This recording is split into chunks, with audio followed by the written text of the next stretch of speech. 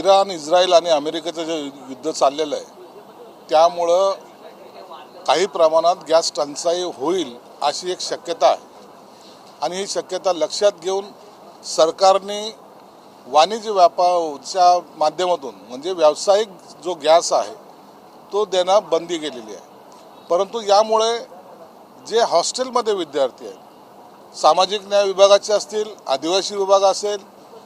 इतर विभागाचे जे हॉस्टेलमध्ये विद्यार्थी शिकतात त्या हजारो विद्यार्थ्यांना, माझ्या खात्यामध्ये जवळपास 55,000 विद्यार्थी आहेत, आदिवासी विभागामध्ये 35,000 आहेत आणि बाकीसुद्धा विभागामध्ये अनेक विद्यार्थी आहेत, त्यांचं जेवणाची तारांबळ होऊ नये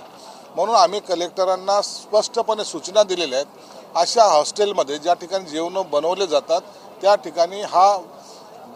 गॅस हा देण्यात यावा, ज्यामुळं मुलांना त्रास होणार नाही याची काळजी सरकारने घेतलेली आहे। आज यासाठी विधान परिषदेमध्ये प्रसाद लाड व इतरांनी तो मुद्दा उपस्थित केला होता आणि त्यानुसार हे निर्देश सरकारने कलेक्टरांना दिलेले आहेत। त्याचबरोबर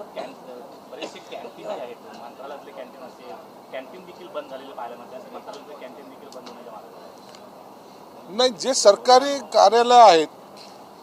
किंवा आता हे मंत्रालयासारखे जे विभाग आहेत त्या ठिकाणी हा सिलेंडरचा पुरवठा हा केला जाणार आहे। सगळ्यात महत्त्वाचा प्रश्न आज होता की कालपासून त्या विद्यार्थ्यांना जेवण नव्हतं, त्यांना हॉटेलमधून किंवा इतर ठिकाणाहून जेवण आणून त्यांना द्यावं लागलं होतं, म्हणून त्यांना गॅस देण्यास कलेक्टरला ह्या सूचना दिलेल्या आहेत।